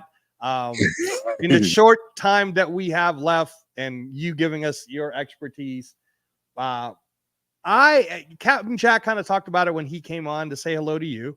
And I had a bit of a screaming match on my last Wild Wild West show with the Chargers representative. You could watch that on Wednesdays, 4:30 on the Captain Jack Rackham channel. And the screaming match was this guy who is the Chargers rep. Somehow couldn't believe that I said we would win the division. We would win the division this year. And I firmly believe that. If you guys don't agree with me and you're part of the Raider Nation, that's fine. But Angelo can only pull facts. And the fact of the matter is we had the same situation happen to us when I was transitioning from junior high to high school, living with my single mom there in Alameda, California. And we had Mike Shanahan, coached for a year and a half. Yep. Art Shell took over as the interim. Yep. Galvanized the team. Yep. And then the first year he was a full head coach, we won 12 games, made it to the playoffs, Right. on our way to the Super Bowl. And I even talked to Captain Jack about it on Thursday night. I said, had Bo Jackson not gotten hurt in that Cincinnati game, man, and we moved on, could we have made it to the Super Bowl? And that was one of those teams, right? Yes. And I feel like, why not us? Why not us? And why history not repeats it. History repeats itself. History repeats itself, right? I'm just saying. So same scenario. AP has gotten. I don't want to hear people telling me, well, AP's not as good as a coach as Harbaugh. AP's not as good as a head coach as Sean Payton. Right. He's not as good a head coach as Andy Reid. Okay, sure, man. If we're gonna speak facts, then factually speaking, the guy that's actually monitoring AP is the guy by the name of Tom Coughlin, and that guy won 2 Super Bowls and beat arguably the greatest team ever lived. And our head coach happened to be the linebacker captain of the team that beat the greatest team ever in the 17-0 Patriots. That's Antonio Pierce. And we have a former head coach in our offense who's just a senior advisor in Joe Philbin. We have the defensive genius of Marvin Lewis, who is our assistant head coach, but also helping Patrick Graham on outside. And I know, Turf, I'm going to say this because most people don't know, you played with Tony Banks. That was your quarterback for a time. Tony Banks was the backup to Trent Dilfer, I believe, in that great Super Bowl winning team that beat us that year, by the way. We were pretty good in 2000. All right, so everybody always talks about the Tuck rule, but before the Tuck rule, we could have made it to the Super Bowl too. I remember that in 2000. So Turf, like, am I crazy? Was I crazy to be yelling at this guy trying to tell him that we have every chance to win the division next year? Not at all. And the reason is because of our defense. And you are going to see that like no other. I like to do my homework too, man. And let me give y'all just this quick synopsis.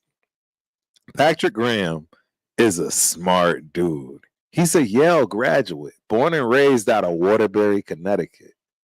I know that area better than most.